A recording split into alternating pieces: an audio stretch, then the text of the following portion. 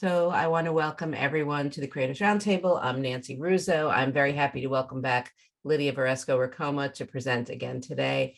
For those of you who are new here, the Creatives Roundtable offers small group coaching and accountability. We meet monthly online to help with the business side of your creative business by breaking your goals into bite-sized tasks that are manageable, talking through hot topics, getting feedback from one another. Members get free perks such as these events, our co-working focus sessions, happy hour, our active Slack community, and get invited to private things like our retreat that we just had in Savannah. Our group membership is closed until June, but besides the coaching groups, we have an active Slack community membership that includes 50% off for these events and inclusion in our co-working sessions, active conversation channels, and our happy hour. Our next event is February 15th, How to Grow Your Business in a Down Economy, featuring Deb Boulanger. We will be adding you to our email list so you can hear about our other events like this. You can unsubscribe if you're not interested. Please keep yourself on mute. If you have something to say, raise your digital hand. For most people, it is on the bottom of the screen where it says reactions. And I will now introduce Lydia. Located in Chicago, Lydia Varesco-Ricoma is a creative on the move and a mom of two cute creative kids. She's a brand strategist and a marketing designer, a blogger, a speaker, and she leads branding and marketing workshops for nonprofits and small businesses. She's also the founder of Biz Mama, an online community for moms in business. Welcome back and take it away, Lydia. Thank you, Nancy. I am so excited to be here. It's been a little while since I spoke to the group. So I'm excited to be back. I think this is an awesome topic to kick off 2023. And as Nancy said, we're definitely going to be talking about how to break down your goals into those bite-sized chunks and get things done this year. And excuse me, I just had something happen with my throat. All right, so let me get started. All right. So today we are talking about how to use atomic habits to make your creative business soar. So we really want to get everybody set up for success in this new year. So first, let's start with a quick poll. I just want everyone to rate your current business habits from 1, which is not so great, to 5, which is you're rocking it. So let's see how everybody's feeling. And then also, just for fun, in addition to the poll, if you want to describe your current business habits in 1 word and drop that in the chat, because I'd love to see kind of how everybody's feeling right now as we're starting the new year. And I'm going to put mine in the chat. Yeah, the poll only has 2 choices. 1 is not so great, 2 is rocking it. Thanks, Trisha. All right, so I see Judy's got erratic for her business habits. Yes, I hear you. And Christine too, ditto to erratic. I put down evolving for mine because I feel like the book is helping me. Yes, improving. Nice, Libby. Open-minded. Erratic. Another erratic and evolving. This is great. Eclectic. That's a good one. Awesome. And 1 more, erratic but improving. That's great. Well, hopefully today we'll get everybody from erratic to evolving and eventually improving. And Nancy, we can probably close the poll now if you'd like. Yeah, so you got the 86% were not so great and 14% rocking it. Oh, okay. I didn't even see that for some reason. It didn't pop up. Oh, there it is. Sorry. Okay, now it just popped up. Great. Okay, good. Not that I want to see the majority of not so great, but it's good for me as the speaker today because we're going to be talking about getting it to rocking it. So today's agenda, we're going to first talk about the fundamentals. So I know many of you haven't read the book, and that's totally fine. I didn't expect anybody to read the book yet. So we're going to talk about those fundamentals that are mentioned in the book. We're going to talk about how habits shape your identity. We're going to talk about the 4 stages of habit. We will talk about the author's 4 laws of behavior change.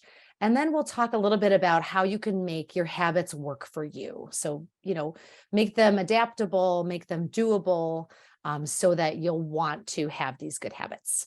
And then we'll do a little bit of Q&A or just sort of sharing amongst each other. And then I have a huge list of resources. I will say that the author shares a ton of content. So I just grabbed sort of a small snippet, which I thought would be most helpful, as well as some other resources for myself. So you'll have lots of fun things to look at after the workshop as well. So first, let's talk about the fundamentals of atomic habits. So for those of you that are unfamiliar, Atomic Habits is a book by James Clear. I probably should know when it was written, but I don't. But it's become quite popular, I would say, over the last couple of years. I've heard a lot of people speaking about it. Nancy is the one that initially kind of brought it to light for me. She had mentioned it in one of our group calls, one of the exercises from the book, and that sort of got me thinking about it. And I read it maybe about a year ago and just loved it. And I think, shortly after that, I mentioned to Nancy, like, oh, I really want to do a talk about this because I'm just really feeling this is something great for the group to absorb and adapt to their business habits. And oh, thanks, Judy. So 2018, it was published. So great. Yeah. So that's what I was thinking. It seemed like the last couple of years it had gotten quite popular. So Atomic Habits is basically a framework for getting 1% better each day. So like Nancy mentioned, those small bite-sized chunks, making it not so daunting, quite different than maybe making those New Year's resolutions that people do, or, yearly goals. But it's a little more of like, let's make it more manageable and focus on small chunks, 1% each day. We can all do that. So if you're wondering about the name, James Clear approaches it in this way. So he looks at habits as being atoms. So those are the small parts, and those are part of a larger system, which is the groups of molecules. So each small habit is contributing to your overall improvement. So each of those little atoms is coming together, creating the molecules, and then eventually improving your identity and your goals. So as you read the book, you'll see that, he's always talking about, making small changes and how that can really add up to a big difference. You don't have to bite off more than you can chew. You can really start with something small and eventually build upon that to make a big difference in your daily habits. And I think that's part of the beauty of the book, is that it does not feel as daunting as, making a big list of big goals. So he points out that, like compound interest, the effects of your habits multiply as you repeat them. So that's the key thing, is that you really want to be repeating them. You don't want to just do a one-off, but finding a way to repeat them and build upon them.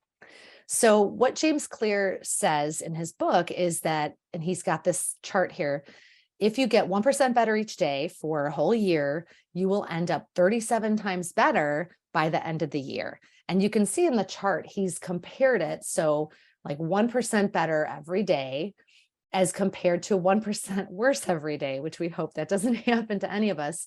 But you can see what a huge improvement it is, as opposed to, declining if you were getting worse every day or not working on developing positive habits in your business and your life. And I've added a lot of quotes from the book because he's got a lot of really great things to say. It's all very, I feel like the book is just very easy to read, and it's all very simple and practical and actionable. So you'll see I've added a lot of quotes. So like in this one, he says, improving by 1% isn't really notable, or maybe not even noticeable, but it's much more meaningful in the long run. And he's got that nice chart to back that up. And also, he says, you are 2 to 3 times more likely to follow through with a habit if you make a specific plan for when, where, and how you're going to implement that. And I know that in the Creatives Roundtable groups, we've talked a lot about this, creating a plan. That's why many of us are in the group, right? Because we want to make a plan. We want to have accountability buddies. And Atomic Habits really kind of, I feel, is a great fit for this group because it's all about making that plan and being specific about it and then following through. So instead of focusing on goals, the book points out that you should focus on the systems and the habits that are behind those goals. So for example, if your goal is to build a 6-figure creative studio, instead of kind of focusing on that, you would start to think about the system and the habits behind it. So the system behind it may be to develop targeted services, hire the right types of employees that will be successful, using effective marketing outreach to reach your prospects. And then you would sort of drill that down into the habits, and we'll see how that all works as we go forward. But I think this is a really one of the powerful things in this book is really focusing on those systems and habits rather than just thinking about goals. So he says achieving a goal is a momentary change. Systems create long-term progress. And that's true, right? When you do, like, say you make a goal and, maybe it's like, oh, my goal is to like do this marathon. Well, once you achieve that goal, you've changed, but have you turned into a runner, or will you kind of stop your running after you've done the marathon? So I like this idea of not just thinking of the goal, but that system that's going to take you long term into developing this identity that you have around yourself. And I really love this quote: you do not rise to the level of your goals, but you fall to the level of your systems. So it's really saying that, if you don't have that strong network of systems especially in your business, then it's going to be really hard to achieve those goals. So now let's talk about how our habits shape our identity. And I thought this was really interesting when I started diving into it in the book. So few things have a more powerful impact than improving habits, but as we know, they're really hard to change. And according to James Clear, he mentions the 3 layers of behavior change. So the first one is a change in your outcomes. The second one is a change in your processes. And the third one is a change in your identity. So these are the 3 we're going to really look at now. So a change in outcome is basically what you get. So, for example, that could be like gaining a new client. The second one, the change in process, is what you do to get that outcome. So that might be creating an organized prospect tracking system. And then lastly, the change in identity is what you believe. So that could be changing the beliefs about yourself as a business owner. And now let's take a look at, there's 2 approaches to behavior change, kind of using those concepts that we just looked at. So the first one is outcome-based. And then the second one is identity-based. So let's look at outcome-based. So this is what I think most of us probably do. So you can see there's an illustration here from James Clear from his website. Like I said, he's got so many awesome resources on his website. So in outcome-based behavior change, you're focusing first on the outcome, and then you're moving. So you're going from the outside of the circle, from the outcome, going inward, going through the process, and then eventually into your identity. So I think this is how a lot of us approach it, right? We make our list of goals, and then we figure out the process behind it, right? And then sort of develop our identity as a business person. So here's an example. So you might say, okay, I need to get a new client. That's your outcome. I will create an effective prospect tracking system. That's your process, the middle of the circle. Once I get the client, I will be a successful business owner. So that's where you're kind of creating your identity. So you're going from the outside to the inside of the circle. Now, here's another approach that he mentions in the book, which is what we should do instead. And this is called identity-based behavior change. So now we're looking from the inside of the circle and we're going outside, outward. So you're focusing first on your identity. That's who you wish to become.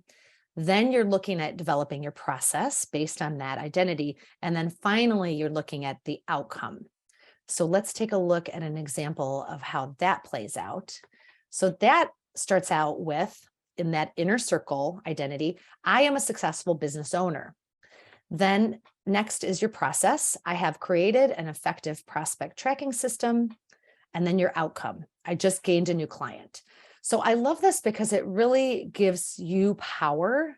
You're not sort of, falling to the level of your goals. I forgot how he phrased that. Like you really have the power in this situation where you are creating this identity for yourself, and then you're creating the process around it, and then the outcome naturally comes. And I really feel like this was sort of the most powerful thing that came out of the book for me was starting with your identity. So creating these identity-based habits. Trisha just made a comment about that.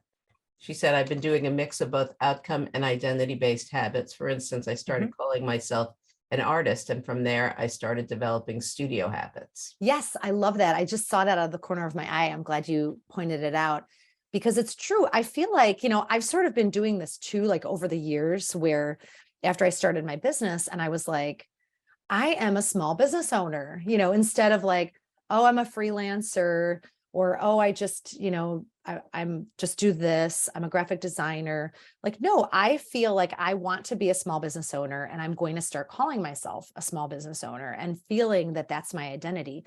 And I feel like it's kind of hard because sometimes, whether we're feeling our imposter syndrome or we're just not really sure what our identity is. But I think that this is a great way of kind of turning it around. And instead of saying like, oh, I really need more clients, saying I am a successful, creative studio owner, and then getting to that point where you have all those clients coming to you. And yes, Yamilka, you are a storytelling agency. Love it. That's great.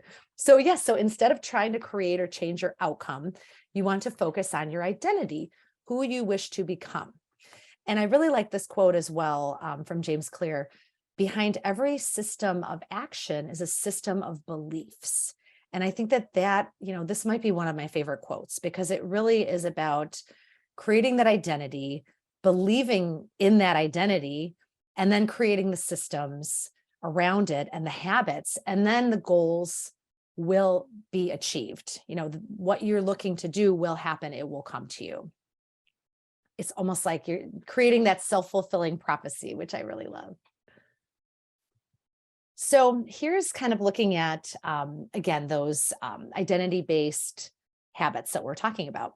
As you repeat a behavior, you reinforce the identity behind that behavior. Of course, you want it to be a behavior that is aligned with your identity.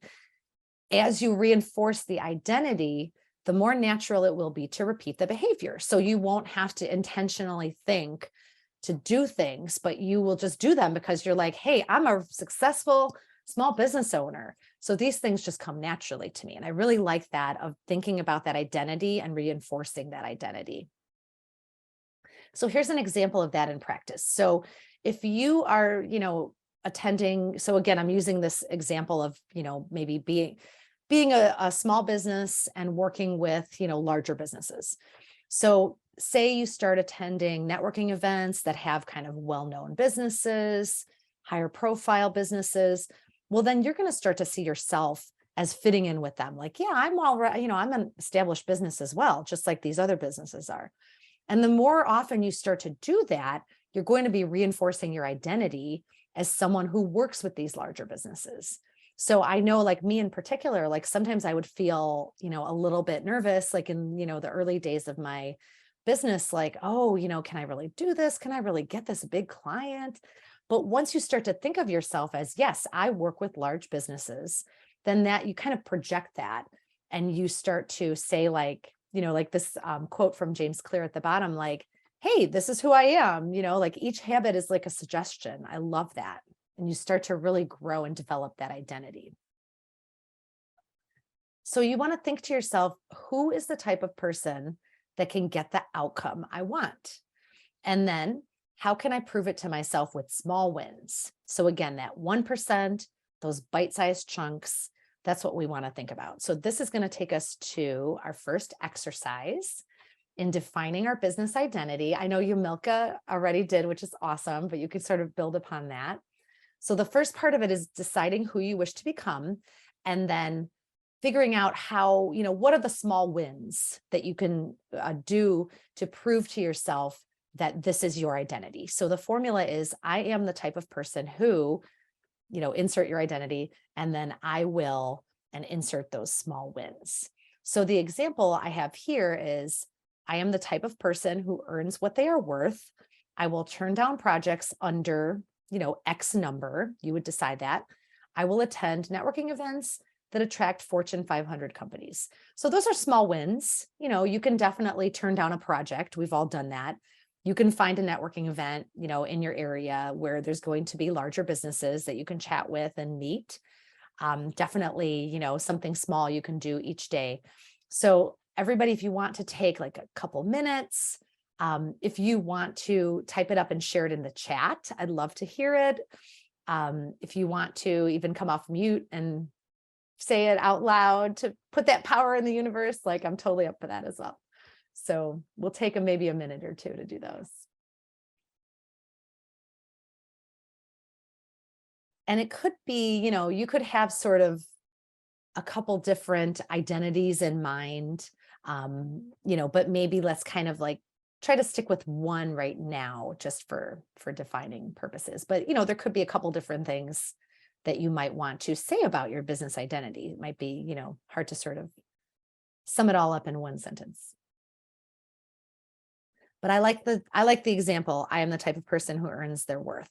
That's something that I've definitely been using myself to define my own identity, and turning down those projects, or, subcontracting them, or passing them on to somebody else who might be a better fit.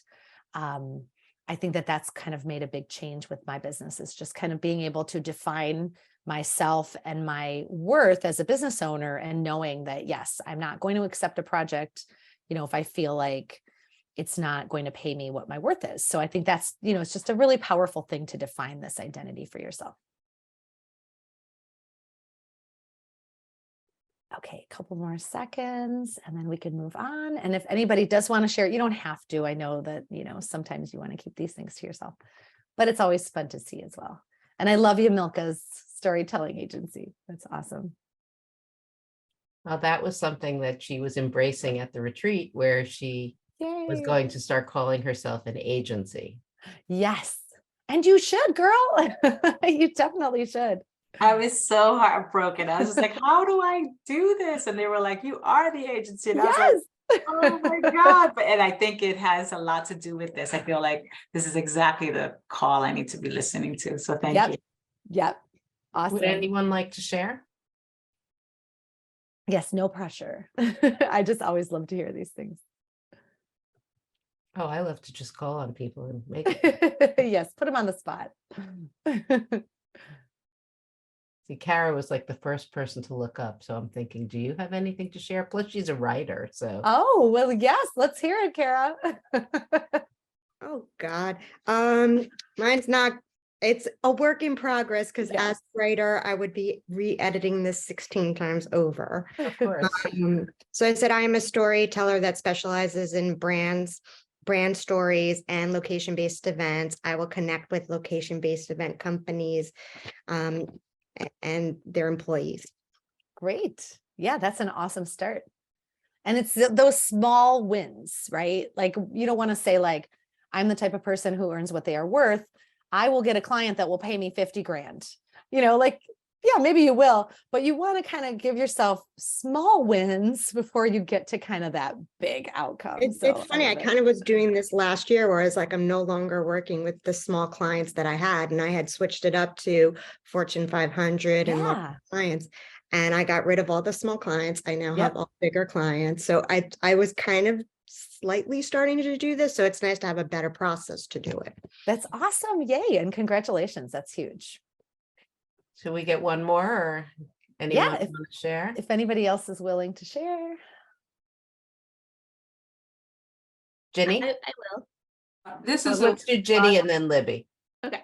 This is a work in progress, but I started thinking about all this too at this retreat. So I am an artist with unique and unusual left and right brain cooperation, marrying art and science true to my BA degrees, Bachelor of Art Sciences. I love it. Libby? I wrote, I am a thought partner, not an order taker. I will turn down projects that don't respect that and nourish clients who do. Yes. That's Love awesome. it. Love that you use nourish. That's awesome. That is exactly like, really developing that identity. I think it's just so powerful in so many ways. Yeah. Great. Well, let's move on to the 4 stages of habit. So this is going to kind of build, these are sort of the building blocks that you'll see as we kind of move forward with developing our atomic habits. So the way he approaches it, again, a nice illustration from James Clear, the 4 stages of habit form a loop.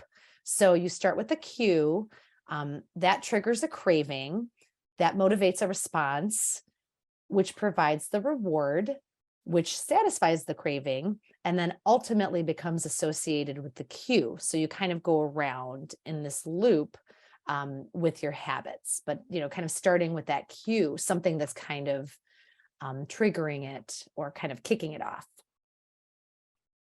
So here you can see like that top section in the orange is what he calls the problem phase. So the cue and the craving is where you realize something needs to change. And then the bottom section in the teal is the solution phase. So that's the reward and response part of the habit loop. That's where you take action to create the change. So just another way to kind of look at it as you're developing these habits, like starting with the problem phase and then ending with the solution phase and then going back into the problem phase and going around in a loop.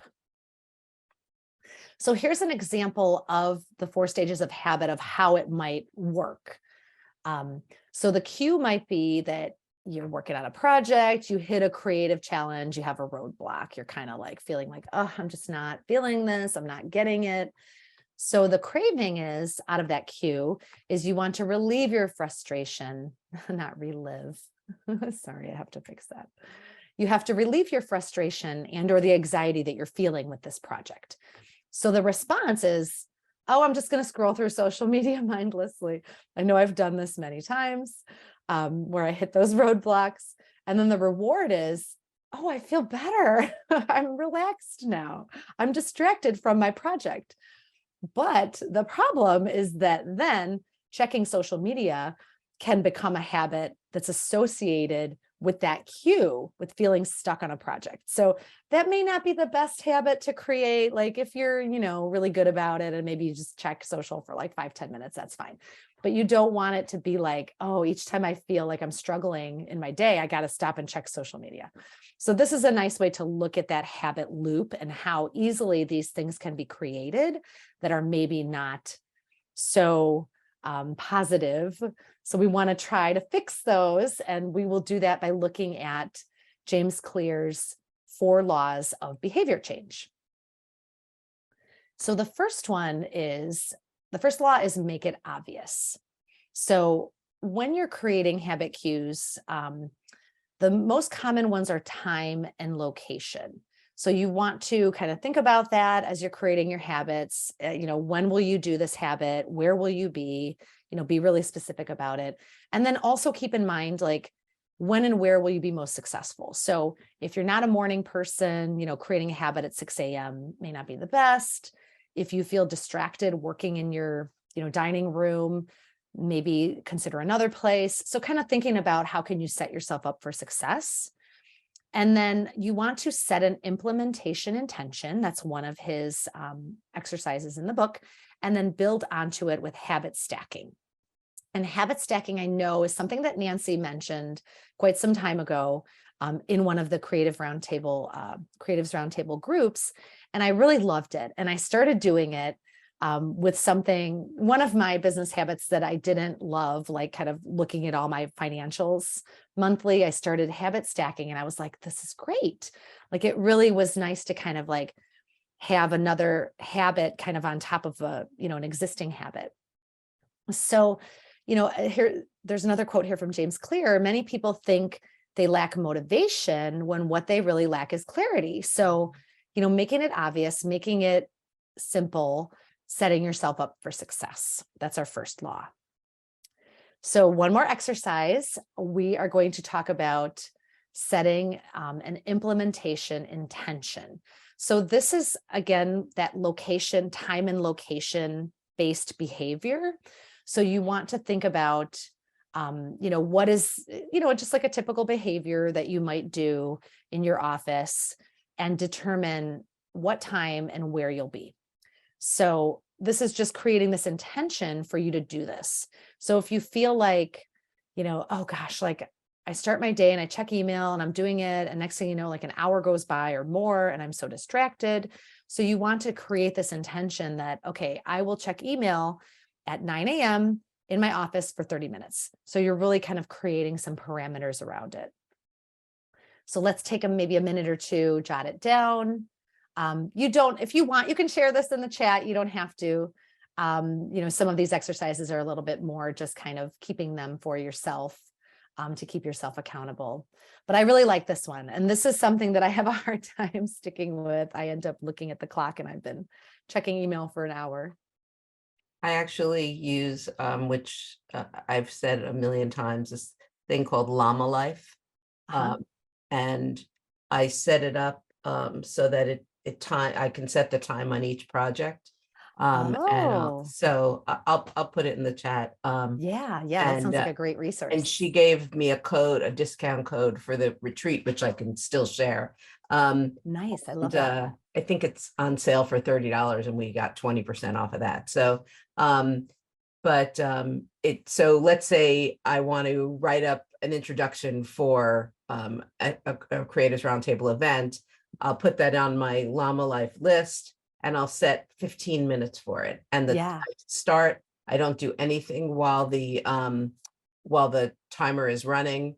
And then, I have it to burst to confetti or something when the time is up, plus an alarm. And I do that with checking LinkedIn too, which is something I hate. I set the timer for it, and then you can, stack it on to something you're doing. But the timer really helps because, okay, I got to stop now. Yes, totally. And it's really like, like we just talked about in the last slide, like time and location helps to really solidify those habits. Because if you're like, oh, I'm going to check my email when I first start my day, it's like, it's so vague. So it leaves it open to like, are you sitting in bed scrolling in your email for an hour? It's really like, you want to be so specific. And I see there's a couple more comments. Judy, I love that. That's a great way to start the morning too. Meditation for 10 minutes and journaling for 20. This is great. I love it. Oh, Christine, I love your cheese and crackers. I love that. That's awesome. Okay, great. So now, once you've set that implementation intention, then you can build onto that habit with a habit stack. So you're stacking a new behavior onto the old behavior. So here's another illustration from James Clear. He's got these really great, like sketchy illustrations for everything. So for example, like after I check email in the morning, I will follow up with prospects for 15 minutes. And then you can keep going and going. So like in my case, for my example, I've got checking my email for 30 minutes at 9 a.m., following up with prospects for 15 minutes. And then my next habit I'm stacking, do client work for 2 hours. And then the last one, take a stretch break. So you can really just kind of make that habit stack, as short or tall as you like. Again, we don't want it to be overwhelming, bite-sized chunks, make it easy, set yourself up for success. But this is great for me because I just have this habit of, doing something and getting in the flow. And then next thing you know, it's an hour later and I look at it, I see it in my harvest timer and I'm still just like, oh gosh, how did I let that happen? So I think this is a great way to kind of keep yourself on task, and then also build in those good habits, like taking the stretch break, like I have it on my calendar and I still don't do it. So I love this habit stack. And I think it's a great way to get things done. So let's do a quick habit stack. So quite a few of you did write your intention implementation. So just add on to it. So after I do my current habit, I will do my new habit. And feel free to, again, share that in the chat if you like. Keep it to yourself. But I love it. I love this habit stack. Like I said, thank you to Nancy for first introducing me to that, which introduced me to the book. So I literally thought I invented the words habit stacking, and then I see them everywhere. So I must have heard I it know, somewhere. sorry. No. It's yeah. Unless it was before 2018, then we can credit it to Nancy. I love it. Okay, so let's keep moving. So we're still in the first law, making it obvious. So you want to select a cue that is specific and actionable. So like starting your workday. So like with my habit of like checking the email at 9 a.m., I think I had written in my text, like I will start my day at 9 a.m. checking email or whatever. You want to make that cue kind of specific. And then you want to consider when you are successful. So don't choose, for me, I won't create any habits between 3 and 5 when I'm trying to pick up my kids from school or drop them off somewhere. Make sure it's during a time when you can be successful, and then design your environment around supporting that cue as well. So for me, like I always check my email in my office. I won't check it on my phone. I won't check it somewhere else in the house. And yes, Trisha, I will supply the slides because I've got a ton of resources at the end that are linked. So yes, I'm happy to supply the slides. Okay, second law, make it attractive. So the more attractive it is, the easier it is to form that good habit. Again, like we talked about, design your environment around those good habits, encouraging those good habits, make them easy to do. And then pair an action you want to do with an action you need to do. And this is something he calls temptation bundling. And I like this quote. It's the anticipation of a reward, not the fulfillment of it, that gets us to take action, which is kind of funny, but it's true. So we're going to look at now temptation bundling. And I love this. And I actually do this. And I don't remember if I probably did read it in the book, but I have been doing this for a while because I love that whole kind of like reward aspect of it. But here's an example. So if you want to check social media, like we talked about, to get that little bit of distraction, but you need to do your prospect follow-up because that's the right thing to do in your business, I would create this. So after I check email, my current habit, I will follow up with prospects. That's the habit I need. After I do my prospect follow-up, I can browse social media for 15 minutes. That's the habit I want. So I think this is great. And I've done I created a similar one, which was something like, if I wanted to check social media, I had to jump on the treadmill for 30 minutes or 20 minutes. And I was doing that for a while, and I would have my iPad, although a lot of times I would end up just reading a book or something, but it was sort of like, okay, so I'm going to jump on the treadmill because I know I'm going to get this little reward out of it. So let's take our current, either your habit stack or your implementation intention that you created, and let's add onto it maybe something that you want, a habit that you want, add on to that formula. And again, if you want, you can share, but you don't have to share. But sometimes it's nice to kind of see how these things evolve into something a little bit more than just that initial habit. Yes. I once saw someone, I don't do this, but I once saw someone say, on their calendar, it says, I run to my coffee, so in the morning they have to go for a run. Oh, yes. To go get their coffee, otherwise. Yes. And that's kind of interesting. I'd probably walk to my tea. Yes, I love that. That's a good one. That's a good one. And I feel like, I have been trying to create this habit for myself for a while, and I just haven't, I don't know why I can't get it to stick, but I don't drink enough water during the day. So I was trying to create a habit of after I make my coffee, fill up my water bottle, because I'm always going to make my coffee. I'm not going to start my day without it. But I don't even think about drinking water, unless I'm doing a workshop or something. I'm still trying to get that habit to stick, but it's not easy, but you do almost have to. Get a small cup. Yes, that's what that way you feel like it's done, and then you have to go get another. Yes, exactly. Drink during Zoom calls. That's how I get mine in, by drinking my Zoom calls. That's a good one too. Yes, every time I have a Zoom call, fill up that water. Love it. This is great, guys. I love the brainstorming. All right, so let's move on. So we're still in, oh no, now we're in the third law, make it easy. So we naturally will gravitate towards what requires the least work. This is called the law of least effort. This is not something James Clear came up with. It's just something that's been in existence, and I think we all can relate to that. So we want to create the environment that makes it easy to have these good habits. And then I like this part, reduce friction with the good habits, but increase friction with the bad habits. So like in my case with the water, like I want to keep my cup out on the counter and have that on the counter, and then increasing friction. So my bad habit would be like not filling it up. So maybe, I don't know, I'd have to sort of think about that, maybe putting up a sign or something that says like, hey, drink your water. But I really like that, reducing the friction with the good habits, increasing the friction with the bad habits. So here's an example of reducing friction. So you're working in the dining room. I know many of us are working from home now. You're getting distracted by Netflix, dirty dishes, laundry. So if you know that you're going to need that focused work time, go to a co-working space, go to a cafe, go to one of the Creatives Roundtable focus sessions, go to a place where you're not going to be distracted. Silence your phone. I know we've been kind of chatting about that in the chat as well.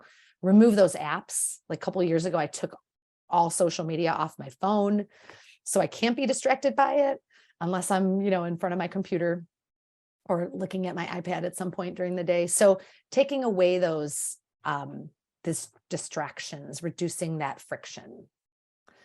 So as part of this law, you really want to think about how to make habits easy to start and building a gateway habit. So that kind of smaller habit that will take you to those larger behaviors and ambitions, eventually taking you to your goals, to your outcomes. So one of the ways of doing that is by using what he calls the 2-minute rule. So let's take a look at the 2-minute rule. So this is where you scale a habit, any habit, to 2 minutes. Now, I've done this with my meditation. I know Judy mentioned doing meditation every morning. I've scaled this down, like me and my 7-year-old, as I'm putting her to bed, we do a 1-minute meditation in Headspace. And I was so excited to find it because it's like, okay, we can both set aside 1 minute literally to do our breathing exercise before we go to bed. And it's great because it immediately takes away that overwhelm, like for me to say to myself and her, like, let's meditate for 10 minutes. Like, that's not going to happen. She's going to get antsy. I'm going to get antsy. So scaling that down for me made a huge difference. So his theory is that you can scale any habit to 2 minutes. So I took this example of like, I will follow up with 20 prospects. Like, yeah, that would probably take me like a good, 30 to 45 minutes. But I can scale that down by, I will update my prospect database, right? I've got a couple names and emails. I can add those into my database in 2 minutes. So I really like that. And I love that his quote here, standardization before optimization. So don't worry about making it perfect. Just do it, make it the standard, and then you can do it better, later down the road. So that's one thing to think about. I didn't create an exercise around it, but something to think about, like how can you create a habit that's maybe feeling overwhelming to you? How can you do it in 2 minutes? So the last law is to make it satisfying. So this will increase the odds that the habit will be repeated. So closing that habit loop that we were looking at. We know that what is rewarded is repeated and what is punished is avoided. That's pretty obvious for all of us. That's the cardinal rule of behavior change. And we know that immediate gratification works. It'll help that habit stick. So these are some things to think about as we put this fourth law into practice. And again, we're more likely to repeat the behavior when it's satisfying, right? And we're going to avoid it if it's not satisfying. So like we kind of talked about a little bit, good habits feel worthwhile when we get a reward. We want to feel good about it. And you want to choose a reward that, reinforces your identity if you can. So I created this example here. I know that I don't love preparing my annual tax documents. I know my accountant is already reminding me. So I decided when I finish preparing my tax documents, I'm going to buy myself a treat. I'm going to go and get a coffee and maybe a pastry. And that is reinforcing my identity of someone who is in control of their finances. Like, I don't have to worry about buying myself this treat because I am in control of my finances. I've got it all organized and figured out. And it's just kind of nice. Like, I like that idea of the reward reinforcing your identity. So here's something, a part of the fourth law of making it satisfying. It's called habit tracking. And this is either a physical or, visual way that you're measuring your daily habits. So as he says, it's proof of progress, and it can be a nice energy boost if you're having kind of a low day and feeling like you're not accomplishing anything. So this is literally sort of tracking all of the habits that you're doing each day. And I'll show you an example, but what I like about it is that aligns with his 4 laws of behavior change. So it makes it obvious and keeps you honest, aligning with that first law. Seeing the progress is attractive and motivating, aligning with the second law. And it can be easy. You'll see he's got a pretty easy worksheet. You could probably even do it digitally. So that aligns with that third law. And then it's satisfying. Like, you get a reward. Like, I know a lot of us, I'm sure, love checking things off the checklist. And this is sort of in that same line of, you did it, you checked it off, and you feel good about it. So here's an example. Again, you can find his template online. I think I probably put a link to it, but he basically just has, you write down your habit each day, check it off, and it's really like, it's kind of simple. It's, fun to like watch those things stack up. If you miss a day, it's okay, get back on track, so it's kind of a nice visual way. Or, of course, you could even develop your own system of doing it digitally.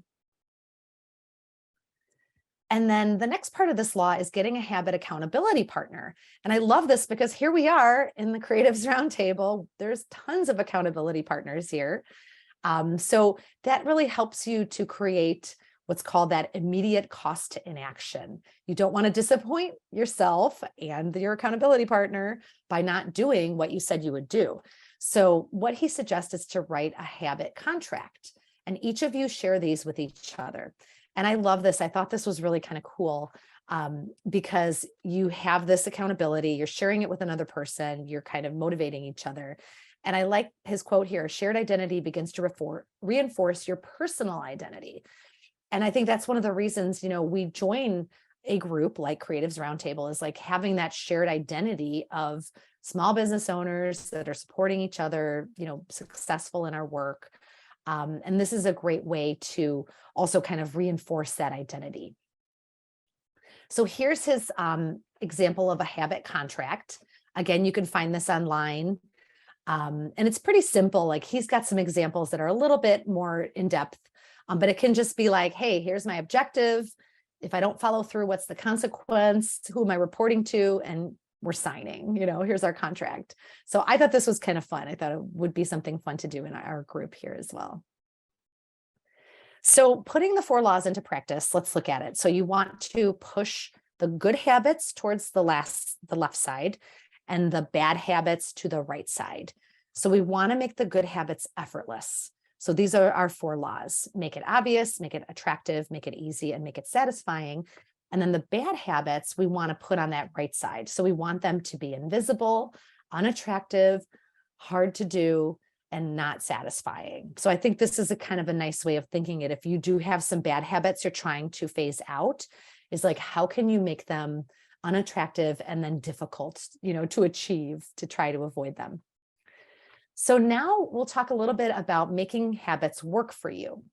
So first, you want to align, not ein, your habits with your personality traits. So thinking about, are you open to trying these new things? Are you really conscientious or driven? Are you extroverted or introverted or both? Are you a solo or a group learner? And these are just things to think about as you start to create these habits and do some of these exercises to make sure that it's aligning with your own personality and you're not kind of working against your personality. And then you want to choose habits that are going to be the most satisfying. So thinking about like, what's fun to me? Like, what feels like work to other people, but it's fun to me? What makes me feel in the flow? I lose track of time. Where do I get greater returns, than kind of the average person, and what comes naturally? And I know that for most of us, we're probably already thinking of some of these things in our head, and we want to, again, choose habits that are built upon those things. And then next, you want to show up even when you're bored. And, as the habits become routine, they may not be as interesting or satisfying, but you want to create your schedule and your process, stick with it, know what's important, keep working towards those goals and developing your identity. And then he also mentions like fall in love with boredom. So he has an example of putting the reps in. So if you're training, for a marathon or something else, you need to just put that time in and kind of know that maybe it's not going to be exciting doing those reps every day, but you have to do it to get to, create that identity for yourself. And I love this quote of the greatest threat to success is not failure, but boredom. And that's really, I think, great, because once we do start to get bored with what we're doing, with our business, with the processes, then, we're not setting ourselves up for success. And then he talks about graduating your habits. So this is kind of good, like, so that if you are feeling that boredom, scale the small habits to larger habits that have a bigger impact, or using your same habit, find a new detail to master. So in our example of, prospecting, if you have reach out to 3 prospects per month, bump it up, reach out to 15, that gives you a little more of a challenge. Like, oh, well, now I have to look at LinkedIn a little more often or do some research, so it's just kind of mixing it up a little. So it's not going to make you bored. And then you also want to redefine your habits as your identity changes. So I know many of us, or I should say some of us have been in business for quite some time. Maybe we, haven't this identity that is limiting to us. Don't cling to that identity, adjust it, evolve it as your career is changing or your work is changing. So here's an example. If you're feeling limited by your identity. So, my example of when I started out saying oh, I'm a graphic designer, I realized this is really making me feel limited because there are so many other things that I offer. So changing that to I provide design strategy and creative solutions. And I think all of us, get to a point where we are feeling limited by our identity and what we've kind of created for ourselves. And we're like, hey, we're doing more than that, but we're not telling people, we're not showing that to people. So you want to make sure you're refining that identity and then redefining the habits as that happens. And then lastly, I do have one little exercise, and you don't have to do this one now, but you can do this for homework. You can do a 2022 annual review if you haven't done that yet. James Clear does them every year, and he publishes it on his blog, which is kind of fun, actually. What are James Clear's achievements and what didn't go well for him? You're kind of curious. So if you want to take a peek at that, I put it in the resources, but I love that it's 3 questions and you don't have to think about it too much. But I thought, since we're thinking about habits and we're, thinking towards now 2023, what we're working toward, I thought it was kind of a fun thing to do. And it could even be something you adapt that you might want to do every year in your business. And like James Clear, publish it if you do it internally, externally, and then you can kind of, see how you're growing each year, which is fun.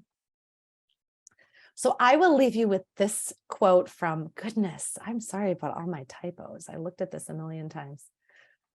Every action you take is a vote for the type of person you wish to become. I love this quote. I think this was the one that first stood out for me, again, because of that, creating that identity for ourselves, and then taking the steps and taking actions and creating habits around that identity that we're creating. So I hope that everybody is excited about putting these things into practice.